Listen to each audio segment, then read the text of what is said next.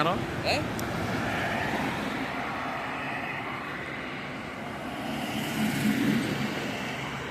দেন।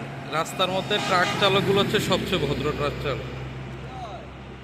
অন্যান্য গাড়িগুলা লেন নষ্ট করলেও ট্রাকগুলা নিজেদের লেনই চালাচ্ছে, আর অন্যান্য গাড়িগুলো সব রুল ব্রেক করে তারা নিজেদের মতো চালাচ্ছে। ট্রাক ড্রাইভারগুলো সবচেয়ে ভদ্র, তারা তাদের লেনই সবসময় থাকে।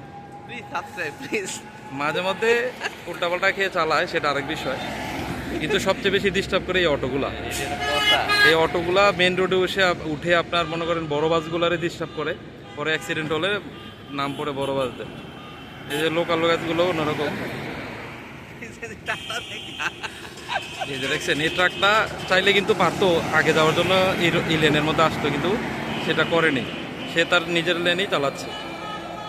এই যে অটোটা দেখছেন রং রোডে চালাই যাচ্ছে, এটা একটা বিরাট সমস্যা। মানে এই অটোগুলা মেন রোডে উঠে যে একটা বিশৃঙ্খলা সৃষ্টি করে মেন রোডের, সেটা আসলে বলার উপেক্ষা রাখে না।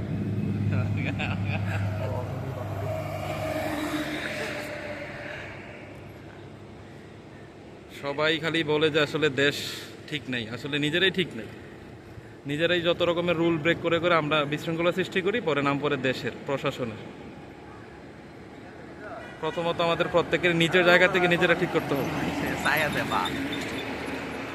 এই দেখছেন না, এই লেনে আছে না ওই লেনে আছে, নিজের মতো করে রাস্তা দখল করে আছে। না এই অ্যাঙ্গেলটা কিন্তু সুন্দর হয়েছে, হ্যাঁ রাস্তা অনেক চওড়া দেওয়া যায়, চাইলেই পারে নিজেদের লেনে নিজের সুন্দর করে শৃঙ্খল অনুযায়ী চালার জন্য।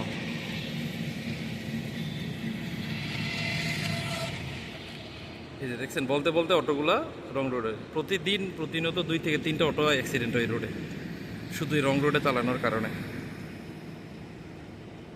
আর প্রাণ যায় হচ্ছে নর্মাল মানুষের। আগে পুলিশ ধরতো, লাইসেন্স চেক করতো, থানায় নিত, সেটা অনেক ভালো ছিল। এখন ধরে না, নিজের মতো চালাচ্ছে আর অ্যাক্সিডেন্ট হচ্ছে, আর নাম পড়ছে দেশের অবস্থা ভালো না, এই না এই না। আমরা নিজেরাই নষ্ট করছি আসলে, আমরা নিজেরাই চাইলে পারি। হালকা সিগন্যাল দিলে ঘটনা ঘটে, বুঝছো, খালি একটু সিগন্যাল লাগে।